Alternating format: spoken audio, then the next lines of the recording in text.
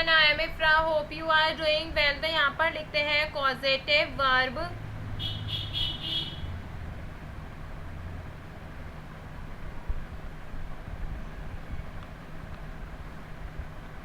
तो जिसमें आपने देखा होगा कि हम कैटेगरी किसकी पढ़ रहे थे, इन्फ्लुएंस की कैटेगरी पढ़ रहे थे, जिसमें से हमने कौन कौन सी कॉजेटिव वर्ब्स कंप्लीट कर ली हैं। इन्फ्लुएंस्ड पढ़ लिया है, परसुएडेड,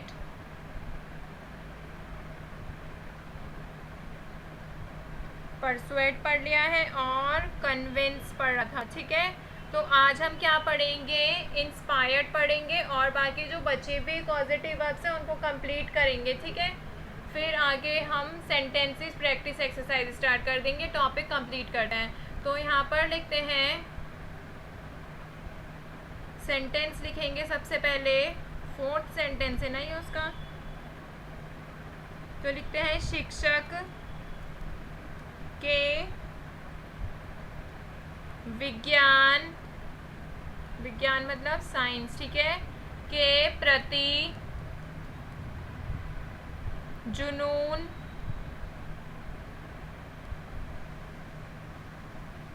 ने उसके या उनके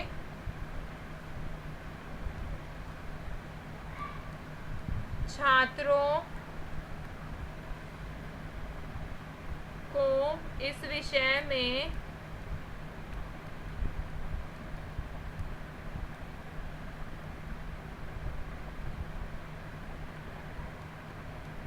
उत्कृष्टता हासिल करने के लिए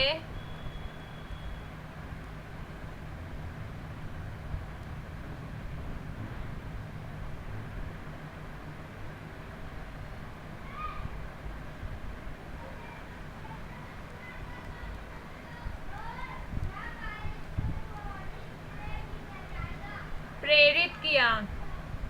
तो देखिए सेंटेंस क्या कह रहा है, शिक्षक के विज्ञान के प्रति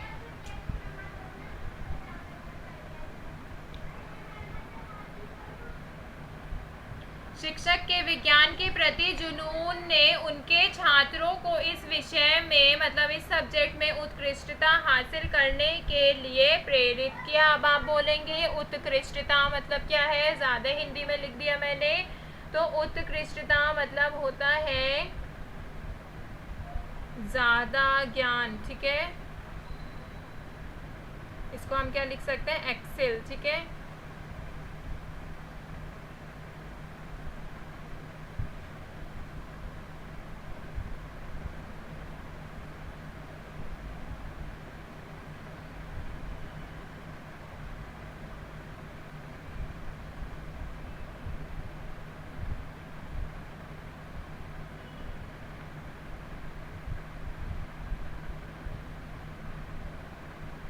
तो अगर इसको ट्रांसलेट करेंगे तो कैसे लिखा जाएगा ये, द टीचर्स,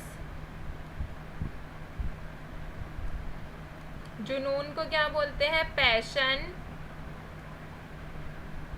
फॉर साइंस। अब आएगा यहाँ पे पॉजिटिव वर्ब क्या, इंस्पायर्ड, पास्ट का है, किया था। ठीक है, ईडी लगा दिया। हर students to excel in the subject। तो देखिए क्या कह रहा है कि the teachers passion for science, यहाँ तक क्या है, the teachers passion for science, ये है सब्जेक्ट। फिर यहाँ पे पॉजिटिव वर्ब आया है, ये हो गया पर्सन, ये टू एक्सेल क्या है, ये इन्फिनेटिव है, और ये क्या, इन द सब्जेक्ट, ये ऑब्जेक्ट है। तो शिक्षक के विज्ञान के प्रति जुनून, the teachers passion for science, छात्रों को प्रेरित किया, inspired her students to excel in the subject, मतलब उसमें और ज़्यादा इंटरेस्टेड बनाया छात्रों को। ठीक है, तो यहाँ पे हमने इन्फ्लुएंस वाला तो कर लिया। अभी एक और होता है कॉज, जिसमें हम कॉज ही सेंटेंस में यूज करते हैं। तो इसका भी एक सेंटेंस लिख देती हूँ मैं, जैसे यहाँ पर है, गांव वालों ने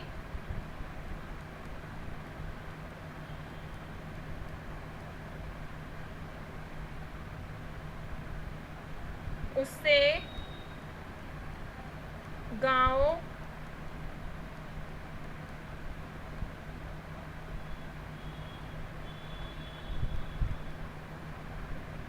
छुड़वा दिया।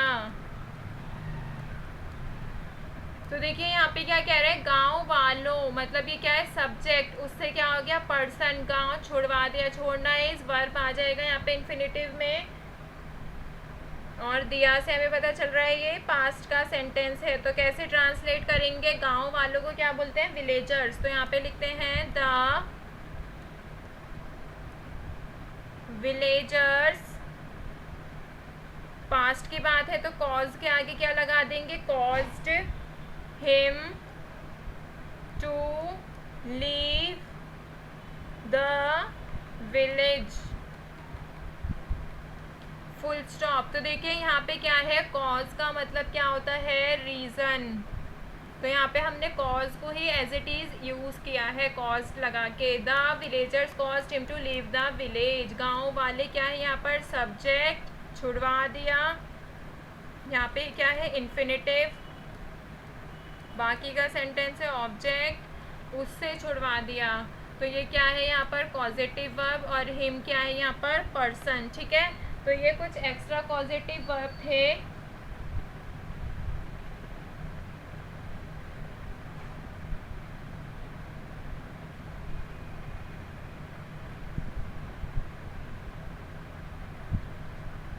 जिनका हम सेंटेंस में यूज करते हैं। एक और देखते हैं, ऑथराइज्ड।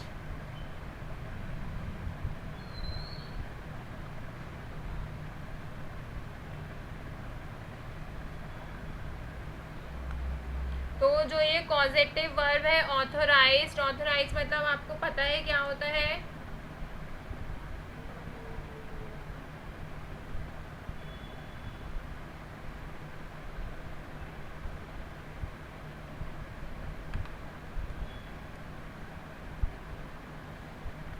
अधिकार। ठीक है, तो इसको ऑथराइज्ड को कैसे यूज करेंगे हम सेंटेंस में, कैसे ट्रांसलेट करेंगे। तो इसका भी फर्स्ट सेंटेंस लिखते हैं कि प्रबंधक, प्रबंधक किसे बोलते हैं, मैनेजर को। ठीक है, ने उसकी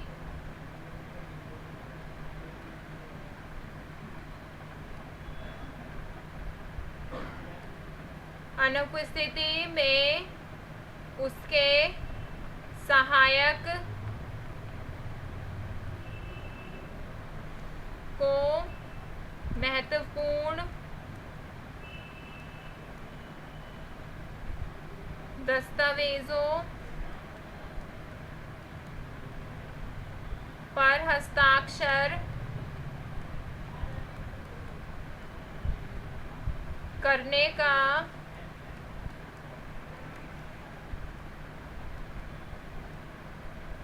अधिकार दिया।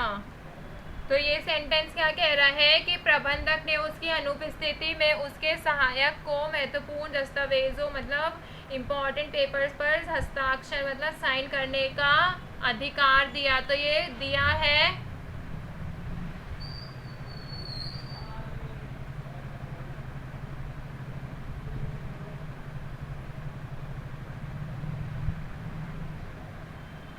तो ये भी क्या बता रहा है, पास्ट टेंस का सेंटेंस है। तो इसको ट्रांसलेट करते हैं, प्रबंधक को क्या लिखते हैं, द मैनेजर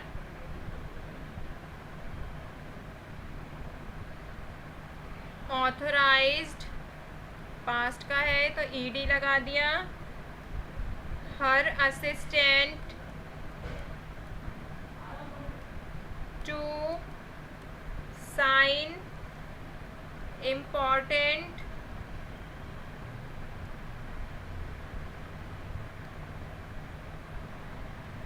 डॉक्यूमेंट्स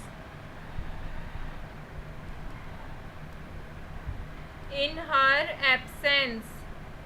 तो देखिए क्या कह रहा है, द मैनेजर ऑथोराइज्ड, मैनेजर ने उसे अधिकार दिया, मैनेजर ने अधिकार दिया अपने असिस्टेंट को साइन करने के लिए इम्पॉर्टेंट डॉक्यूमेंट्स पर उसके एब्सेंस में। तो यहाँ पे ये टू साइन क्या है, इन्फिनिटिव है। ये सब क्या है, ऑब्जेक्ट इम्पॉर्टेंट से लेके एब्सेंस तक। हर क्या है यहाँ पे, पर्सन। मैनेजर क्या है यहाँ पर, सब्जेक्ट। और ऑथोराइज है कॉजेटिव वर्ब। तो यहाँ पर हमने अभी तक सारी कॉजेटिव वर्ब्स देख ली हैं। तो अभी एक बार रिवाइज कर लेते हैं कौन कौन सी देखी थी। गेट, लेट, मेक, हेल्प, पे, कीप। और गेट के साथ वर्ब की थर्ड फॉर्म गॉट थी। और हैव। और क्या देखा था, फिर इन्फ्लुएंस का ग्रुप देखा था।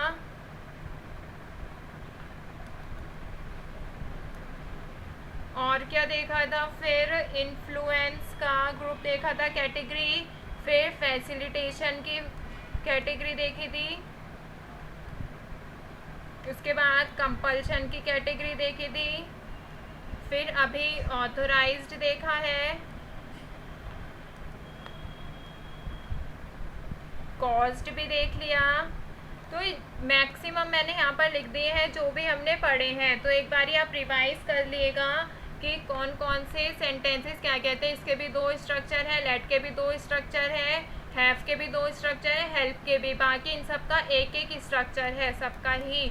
इसमें बेसिकली क्या यूज़ होता है, मेन स्ट्रक्चर कैसे रहता है, एक स्ट्रक्चर होता है सब्जेक्ट प्लस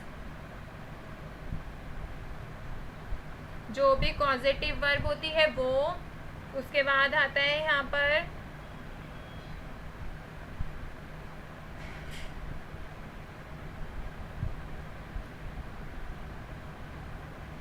पर्सन। फिर आता है वर्ब की फर्स्ट फॉर्म। फिर लास्ट में आता है ऑब्जेक्ट। और सेकंड स्ट्रक्चर मोस्टली कौन सा यूज़ हुआ है, सब्जेक्ट, पॉजिटिव वर्ब। फिर यहाँ पे पर्सन की जगह आया है थिंग। फिर आई है वर्ब की थर्ड फॉर्म या वर्ब की फर्स्ट फॉर्म भी। बट बेसिकली यही स्ट्रक्चर यहाँ पर हमने पढ़े हैं। तो सेंटेंस के अकॉर्डिंग स्ट्रक्चर चेंज होते हैं, ये टेंस के अकॉर्डिंग चेंज करते रहते हैं। हम ईडी लगा देते हैं, विल आएगा तो फर्स्ट फॉर्म यूज़ करते हैं। तो यहाँ पर टॉपिक होता है कंप्लीट। मिलते हैं नेक्स्ट वीडियो में। Stay tuned and thank you.